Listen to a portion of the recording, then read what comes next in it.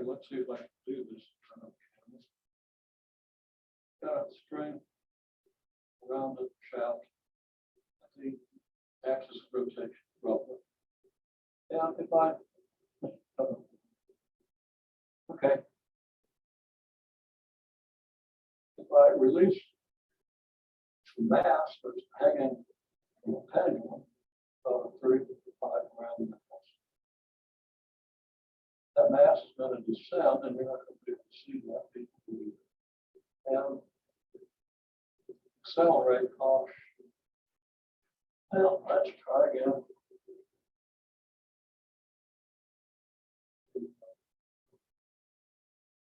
Difficult to keep this going. My hands, spitting out of the fold. Check yourself. I can actually raise them. So the mass is visible, and we can see that if I release it now, the mass is going to descend. Okay, and it's going to gradually accelerate.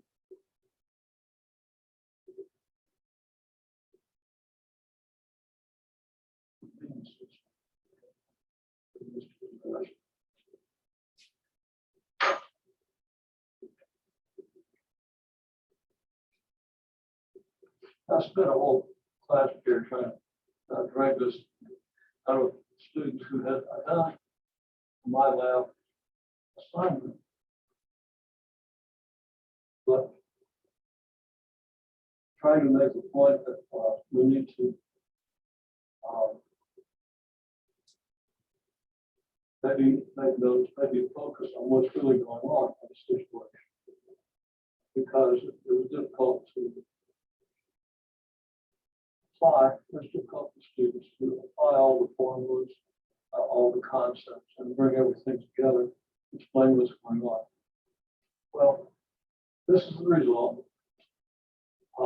This one's good for a little more. A couple of different students and right here. One hint I gave is this. Very prominent idea of kinetic energy being 1/2 I/omega squared, totally analogous to 1/2 mv squared for the inertia in rotation, acts just like mass. And angular velocity of magnet acts just like velocity. And it's easy to derive all this, but we didn't do this. Now, students have the idea that potential energy would decrease, but we hadn't put it together because of a lack of even knowing this formula, much less how it's derived. And I'm not being critical of students, this is very typical. When people do online work, they're focused on the right answers rather than understanding the concepts and the procedures and pulling everything together. And that's what we're really trying to work on in this course. Okay.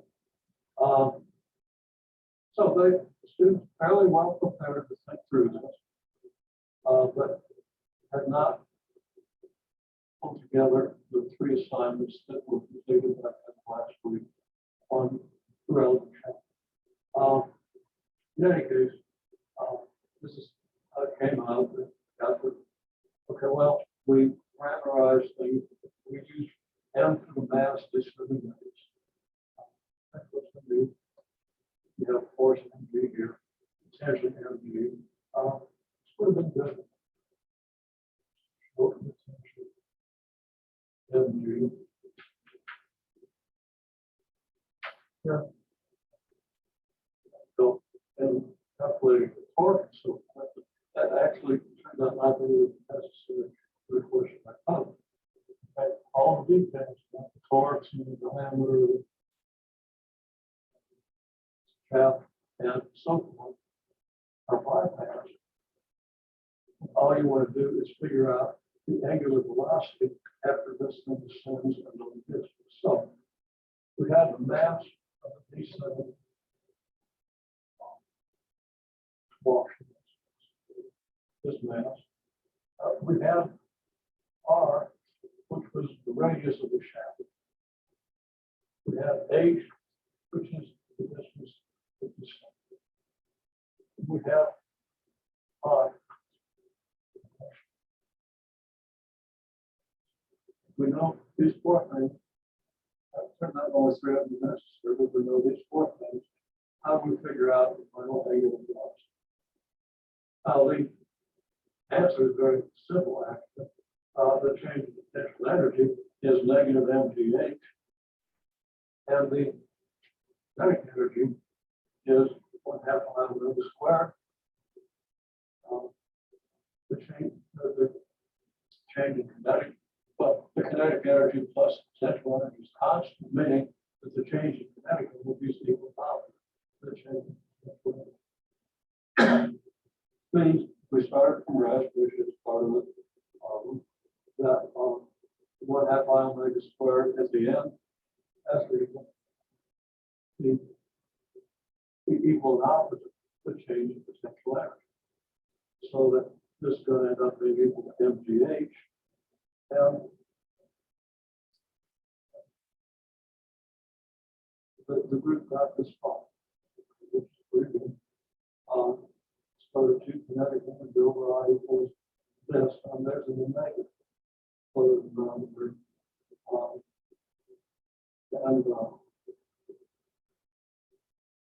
This equation doesn't really hold, but the thought is there.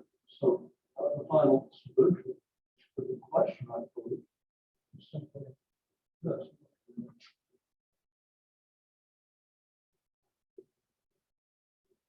And that our solution is simply that thought.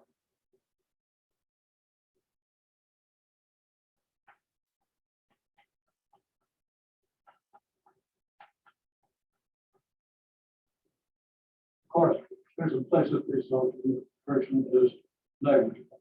Okay, and it very nearly is. The pulley is a very low friction pulley. The shaft in contact with the bearings of which this rotates is very low friction. But under that assumption, this would be the case. Now, it turns out the kinetic energy is actually going to be a little bit less than this because it is work done by friction, which produces total energy. So, the change in kinetic energy is just 1/2 pi omega squared. That would be 1/2 pi omega f squared minus 1/2 pi omega naught squared. But we started from that, so omega naught would be. I'm going to use omega f. And then change in potential energy is negative mgh. That's equal to 0. So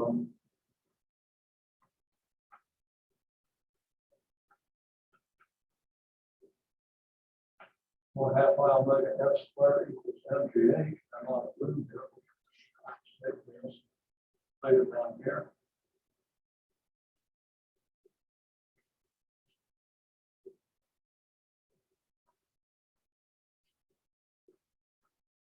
And omega f will just be the square root of 2 mgh over I. Multiply through 2 divided by I to the square root. So that's all there is to answering that question. Other questions and other details about the system that are worth looking at. So let's go ahead and do a little bit of that.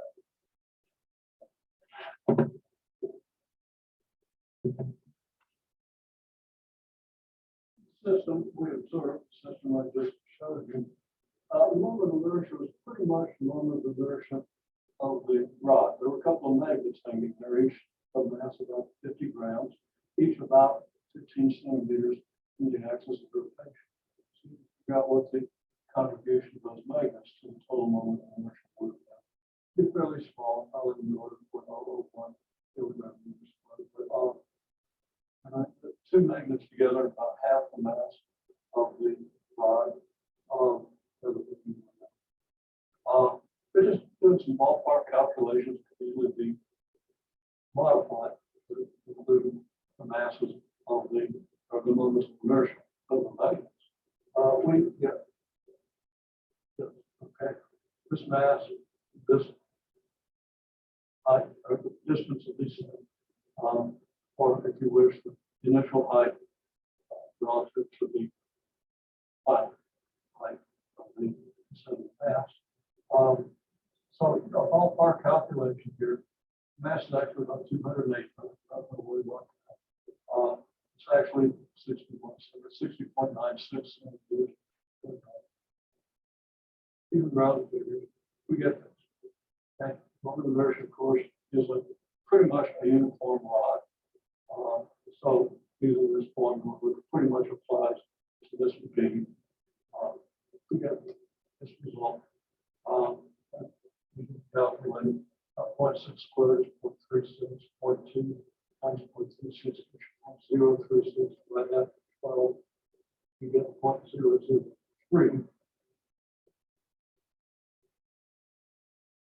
And you get, you get 0.36 meters squared, 0.2, that's what we get. I'm sorry, it's 0.072. And all five number, you get 0.06 trillion meters. Now, this is part of what you need to calculate what the velocity. And we're like with velocity should be this, and we should understand all the details of this analysis. We get omega L. Now, our calculate this on comments. It was spinning pretty fast, and, like that by the time the mass is descended to 6%. To the point where I felt like my life would be. I really, not really, but I really didn't want that thing to get me. It injured me.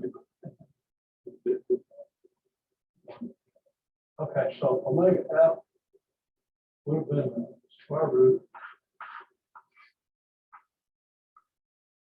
2mh.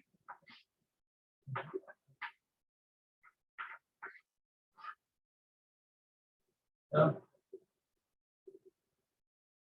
Okay, mg would have been 0.35 meters. Multiply that by h, 65 centimeters, or 0.3 times 0.65 meters would be 0.21 joules. So it's going to be a little more than 0.21 joules. Let's say it's 2 times 0.22 joules over 0.006 kilogram meters squared. And that's going to be the square root of 0.44 joules of 0.006 meters squared. Okay, well, 6 into 42 would be 6. But 0.006 into 0.42 would be 70. And actually have 70 thirds. It's about square root of 73. The joules per kilogram meters squared per second squared. So we get reciprocal seconds in here. And that's going to be about 8.6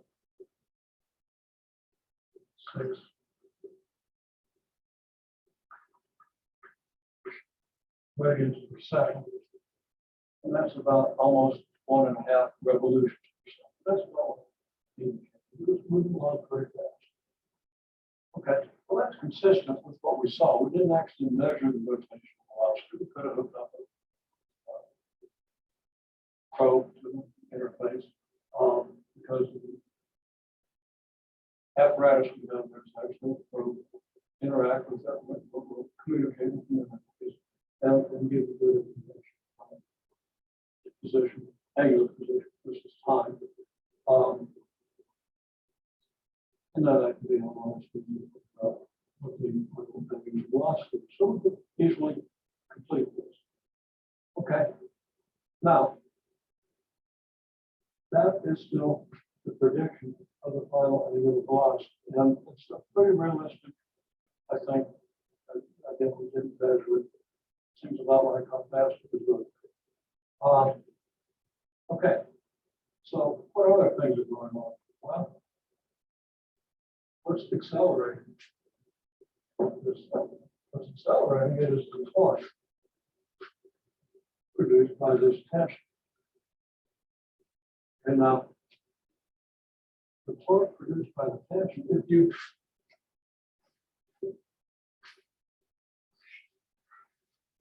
draw a circle,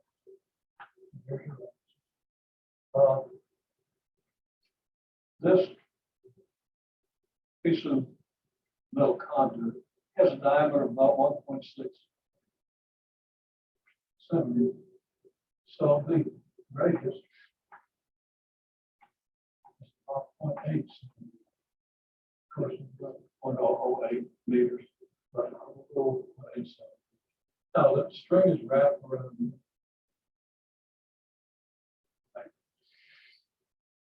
here's your string, it goes out to the pulley, pull it.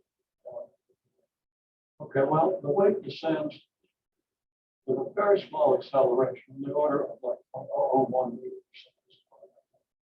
And you can figure that out because it took 30 seconds to descend 65 centimeters. That's an average of about 2 centimeters per second, which would imply, since we started from rest, it's a, excuse me, if the acceleration is uniform, then initial velocity is 0, the final velocity is going to be twice the average velocity. And that's what the information worked out in our stats. This is a very handy thing without having to do too much work. We can always resort to the equation that would give us the acceleration. But it's kind of quick and do this. But so anyhow, we conclude that the final velocity is angular velocity is about 4 centimeters per second. Sorry, yeah, 4 centimeters per second. So the change of velocity is about 4 centimeters per second and 30 seconds. That's about 1.13 centimeters per second squared. And compare that with 980 centimeters per second squared. It's actually about 10,000 for the acceleration. Okay, well, that means that the tension in the string, well, that means that the weight on the string is very nearly in equilibrium. It has just very small acceleration. If we regard that 10,000 meter per second squared, or 10,000 the acceleration of gravity as being negligible, certainly can. Then the falling mass can be considered to be in equilibrium, even though it's really completely. That means that the upward force of the string is equal to the down, very nearly equal to the downward force of gravity. Everything we can, and that force is about the acceleration of gravity times the mass. And that force is tension minus mg.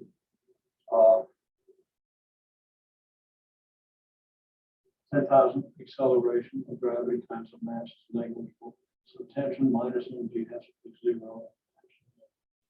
And that's the supplementary calculation. Okay. So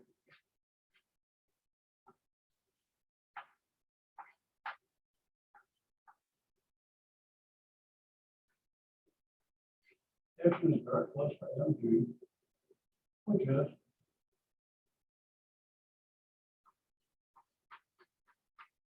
0.35 newtons. Approximately. 0.35 Newton force. Now, what is it that accelerates this rotational system? It's the torque. Now,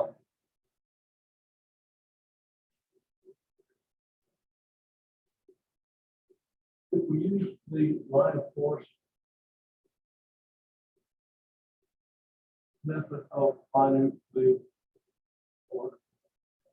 Well, the moment on is just a radio line here, which is perpendicular to the unraveling string. So this is the point at which the string unravels.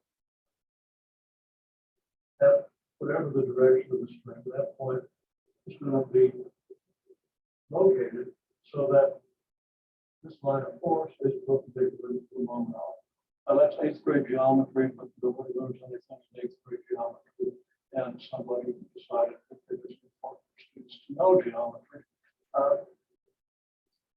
With fundamental after geometry. But very good students, calculus background, everything. Okay. And then this is in general, it's not specific to this year's class. It's no problem. Editorial comment aside, when we see the moment arm is 0.87 meters, the tension is 0.35 centimeters. So the torque equals 0.8 centimeters times 0.35 newton. That is 0.35 centimeters. Well, 0.8 times 0.35 is 0.28. But that's centimeter newtons.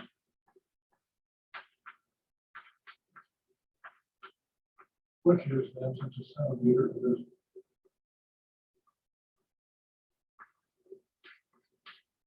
100th of a meter, 0.0028 meters. There's our part. Now, what's our angular acceleration? Well, the other big analogy with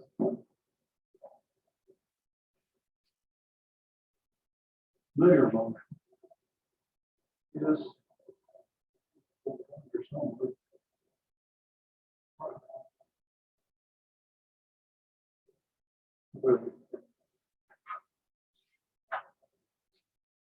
and this is totally analogous to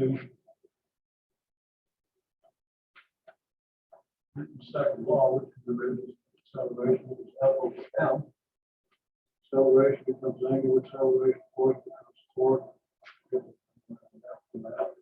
That mass becomes molecular. Clear analogy, it's easy to understand. Okay. If we know that, this is what the angular acceleration.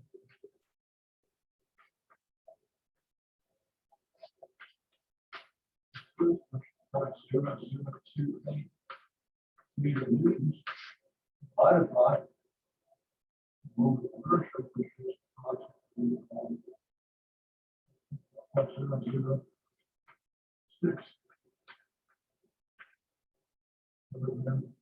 squared.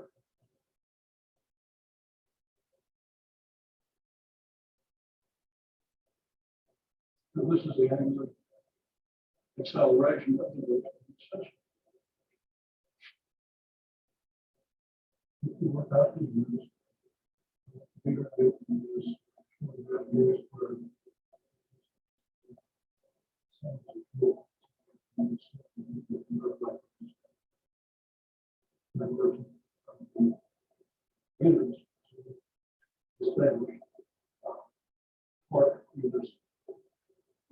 energy units.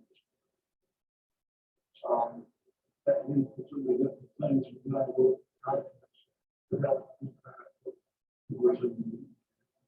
Okay.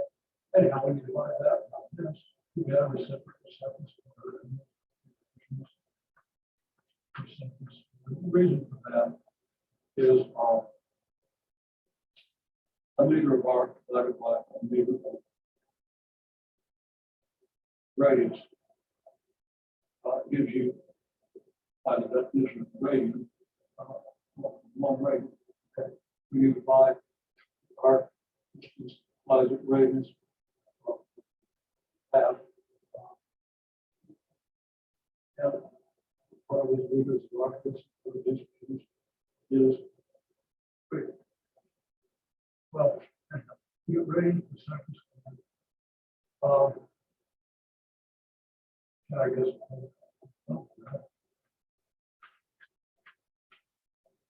You got about 4.7 radian per second squared.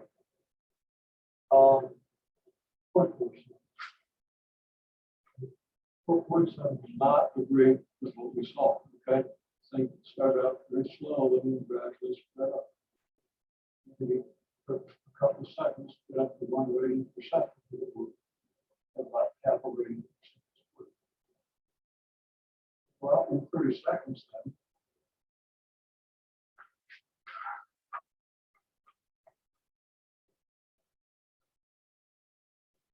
If we want to be consistent, this acceleration of 30 seconds is going to give us something like this.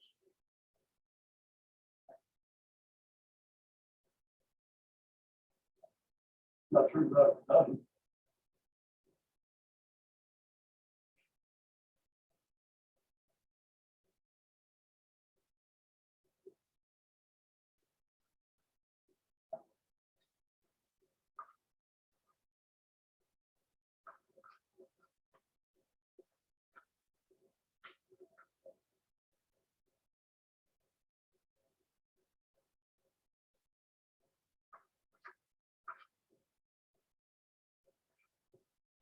That's about 14 radians. So the basis of the torque that we get is not that it is higher than what we get here. So there's some assumptions here, assumption of negligible friction and others. Now we measured the acceleration and the acceleration of the rotating beam. You find that it's not really constant, but it can be approximated by a reasonable acceleration. Coasting with it, that gives us an indication of the friction. So we're not talking about that right now. Okay, well, this analysis gets into, again, the details in the system. Whereas the energy analysis didn't. So, the code is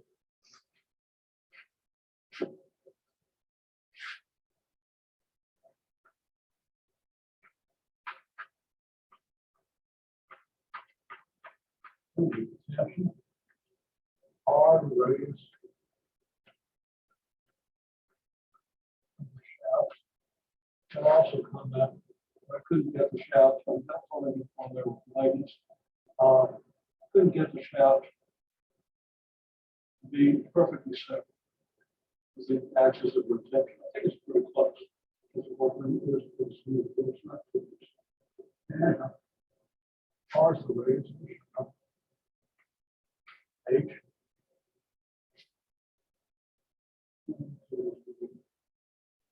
And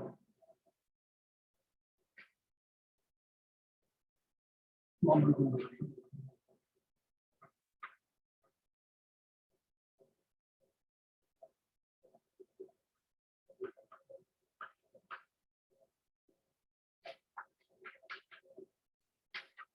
expression. Employment protection brackets over the duration and the time.